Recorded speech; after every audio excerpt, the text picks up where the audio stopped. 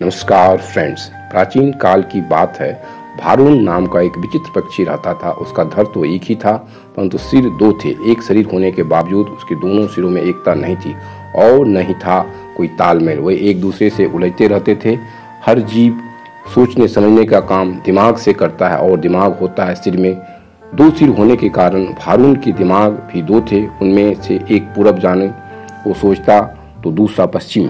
इसका परिणाम यह होता था कि टांगे एक कदम पूरब की ओर चलती तो अगला कदम पश्चिम की ओर, पर भारून स्वयं को वहीं खड़ा पाता था। भारून का जीवन बस दो सिरों के बीच खींचतान में फंसकर रह गया था। एक दिन भारून भोजन की तलाश में नदी पर घूम रहा था, तभी एक सिर को नीचे गिरा एक फल नजर आया। उसने चोंच मारकर उसे चखकर देखा और जीभ चटकाकर कहने लगा, वाह, ऐसा स्वादिष्ट फल तो मैंने आज तक कभी नहीं खाया। भगवान ने दुनिया में क्या क्या सुंदर फल बनाई है।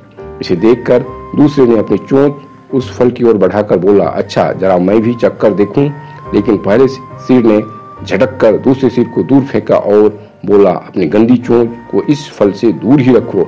यह फल मैंने पाया है और इसे मैं ही खाऊंगा।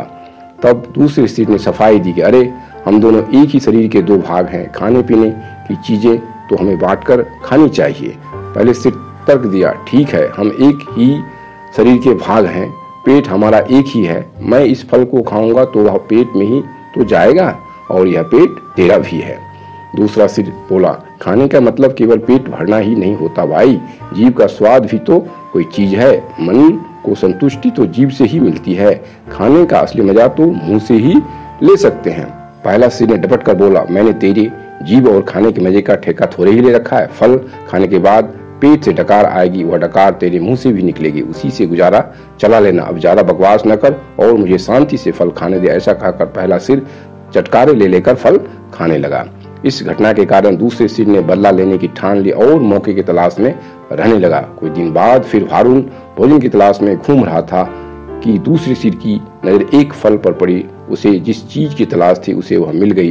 दूसरा सिर उस फल पर चोंच मारने ही जा रहा था कि पहले सिर ने चीख कर चेतावनी दी, अरे भाई, इस फल को मत खाना, यह एक विषैला फल है, इसे खाने पर मृत्यु भी हो सकती है, क्या तुम्हें मालूम नहीं है? दूसरा सिर हंसकर कहा, तुम चुपचाप अपना काम देखो, तुझे क्या लेना है मैं क्या खा रहा हूँ, भूल गया उस दिन की बात? पहले सिर ने फिर समझाने की कोशिश की, यदि तूने इस फल को खा लिया तो हम दोनों ही मर जाएंगे। दूसरा सिर पर तो बदला लेने का भूत सवार था और फिर डपट कर पहले सिर को बोला, मैंने तेरे मरने जीने का ठेका थोड़े ही ले रखा है। मैं जो खाना चाहता हूँ वह खाऊंगा, चाहे उसका नतीजा कुछ भी हो। अब मुझे शांति से मेरा फल खाने दो। दूसरे सिर ने पूरा विषैला फल खा लिया और भारून तरप तरप कर उसी समय मर गया। अर्थात आपस की फूट हमेशा नुकसान ही पहुंचाती है। धन्यवाद।